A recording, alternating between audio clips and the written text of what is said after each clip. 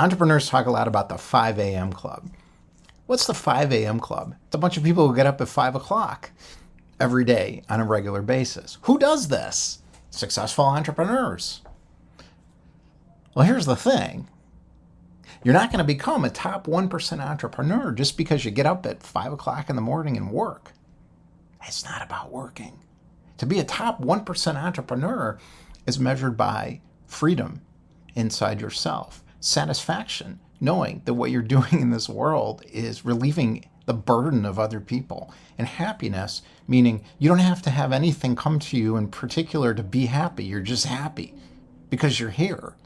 That's what a top 1% entrepreneur is, as far as I'm concerned, and bringing that out in the form of a vision into the world. Well, what are we doing at 5 o'clock in the morning? We're getting to know ourselves better. That's really about it. If you never get to know yourself, what's going to happen to you? You're going to feel a sense of quiet desperation. You get on the top of the mountain. I don't care how many billions you get. You're going to want to put a gun to your head. I know I did when I didn't pay attention to that feeling inside me that something was missing. If you have a feeling that something's missing, something's missing. Well, guess what? This is the biggest opportunity of your life. So how do we deal with this? Let's get started. I'm going to give you a 5-step 5 a.m. club practice. You're going to find your own way through this. You're not going to do it the way that I did it. You're not going to copy me. But the steps really, really matter. And the order matters as well. Here's what's going on. You're separated from yourself. That's the problem. You're not living in reality. Your real self, your true self, is right there. What is it doing? It's trying to wake you up. Why is it trying to wake you up? So I can give you everything you always wanted. Why don't you want it? Why don't you want it to wake you up? Why? Because we don't know any better. If we knew, we would say, great, let's do it. Everything we were taught is wrong. Our belief systems keep us from accessing our true self. You know what else keeps us from accessing our true self? The burdens we carry inside our body, that pain. We're trying to figure it out. You don't have to figure out anything. Examine your beliefs and feel your burdens. You're finished. That's what you do at 5 a.m. I've been doing that at 5 a.m. for a long time. It works. It worked for me. It took me a while to figure out the right order because there's a lot of gurus out there with really good solutions for problems. This isn't a problem. That's the problem. You can't solve a problem that doesn't exist with a solution. The mindset, people, and all this stuff you're learning is important. It's just not going to elevate your state of being. It's not designed to do that. That's what the gurus are doing, and we need them. Sage wisdom is what you need, not a sage. It's not about me. It's about the system. Truth systems are all the same. I got one. Red pill pathway. There's a lot of other ones. We got Buddhism, we got Christianity. Well, I don't know. Christianity, they're screwing it up. But in its original form, it's perfect. Buddhism's getting screwed up too. People are thinking meditation is Buddhism. Don't tell the Buddha. He'd be really unhappy. We just try to straighten everybody out because he loves everyone, right? The discovery moment comes when you see what's on the other side of your inner pain and your belief systems. And when that happened to me, everything changed forever. So how do you do this? It's 5 steps. It's simple. Step 1, you check in with yourself. It's ChatGPT. Use the AI systems, right? You write prompts. Write a prompt. What's going on with me today? How am I feeling? Crappy. Crappy? Why do you feel crappy? Well, because... Oh, something's going to come. Call Joe. What? Why? Why would I call Joe? Call Joe. You said it again. What do you want? Why are you telling me to call Joe? Joe knows something you need to know. Call Joe. Get on a call with Joe and listen really carefully. Finished. Move on to the next prompt. Write it down and then do it. What's next? Feelings are going to come up. Boy, I hate Joe. I hate him. He slept with my girlfriend like when I was 12. Well, not 12. That's not fair. 18. How's that? Call him anyways and experience the feeling. How did it feel when that happened? It's coming up. It's coming up. It's coming up. What's going on? Your true self saying, feel this. Please. I'm tired of watching you suffer and screw up both of our life. So stop it. Feel the feeling. What's step 3? Come out the feeling experience. We're in step 3. Experience life as you want it to be, because it's already like this. You're just not living it. Your perfect life experience is right there.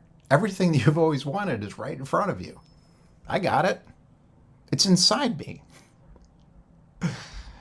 People are like, well, how can you be a top 1% entrepreneur? You haven't made as much money as Steve Jobs. Nobody even knows who you are. Because that's not the point.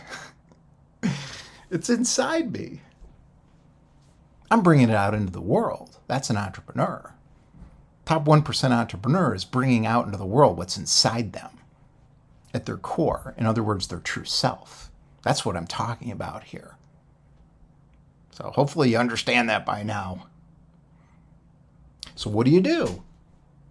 Experience life as you want it to be. You already know what that is. Your true self does. You don't. The self of experience has no idea. You just feel it. Let your true self tell you what you want your life to be like. And then feel it as if it's true. Because it is. You just haven't experienced it yet. What happens in step 4? We're getting to the board of directors meeting. The mindset people are going to hate me because I'm attacking what they're doing. Well, I'm not really attacking it. I'm just showing you the limitations of what they're doing. So what happens with the board of directors meeting? You start by just asking yourself, true self, what do you want me to do? I just showed you what I wanted. I showed you the ideal life I want to experience that you told me I could have. How do I do it?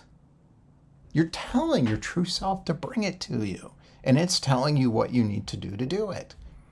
In the Matrix, Neo had a moment where he's like, I wish I could just know what was going on. Well, you know what Neo's true self told him? Sorry, buddy. As for right now, I just need you to do this. Why? Because you can't understand how it works.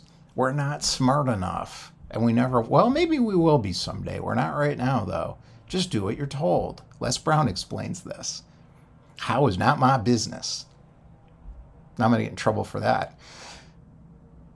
Pathway to success. What do I do? How do I do it? Step 4. Step 5. Board of directors meeting. What's going on inside your mind? Your true self's right there in your limbic system. Primitive part of your brain. It's just right there. Let it in. Say, hey, true self, run the meeting. Smarter than you are. Might as well be in charge. Say, but it needs some help. Because it's just energy. Can't do anything. It can't open a door. Can't do anything. It needs you. One self. That's why you have one self. You need both parts. That world, this world. So true self saying, okay, let's go. Help me out. I need you to do something. What parts of yourself are needed? Creative self. Creative self. Come online. Creative self. True self. What do you need the creative self to do? True self. What do you want my creative side to do? Well, I want you to think about this and do whatever. Expert self. Expert self. I want you to get your taxes figured out. Because your creative self's out of control, man. You got to get them to stop. We let our creative self run the show. That's not good. Or the opposite. If we like our expert self, our analytical self, we're letting that run the show, and it's doing all the taxes, and the creative self's over here not helping you out, figuring out anything new or cool. Your true self will set all that straight if you let it run the meeting. What's the third part of yourself? Your practical self. This is the part all the mindset people are trying to kill. The fight or flight self. It's not the fight or flight self. Yes, it is, but it's also not. Two things are true at the same time. When you have a problem with that part of yourself and it's sabotaging you because it's unhappy, because, mommy was brutal or whatever, you want to work through that. Yes, I get it. You want to understand what that part of yourself is doing. It's important. But there's a moment where that's not going to help you anymore. You just need to bring it online. And you want to let your true self integrate these parts of yourself and tell them what to do. It's really that simple. So what is this part of yourself there for? Help you be practical. It's really that simple. If you do this, opportunities will come to you beyond anything that you ever imagined was possible.